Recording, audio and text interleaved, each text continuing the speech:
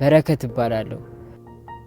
ትምህርት ቤት ከተዋወቅኳት ከልጅነት ፍቅረኛዬ ጋር ከተለያዩ በኋላ ራሴን መቆጣጠር እስከሚያቅተኝ ድረስ አጨሳለሁ፣ እጠጣለሁ፣ እደባደባለሁ።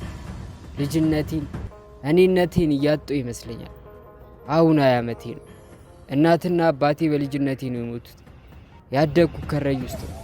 ሰፈር ውስጥ ብር እየተዋጣልኝ ትምህርት ማር ነበር።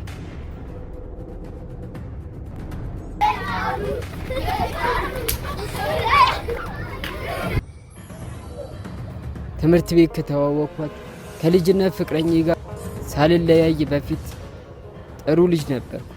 አሁን ግን ሰፈር ውስጥ ሳይቀር ሰይጣኑ ይሉኝ ጀመር።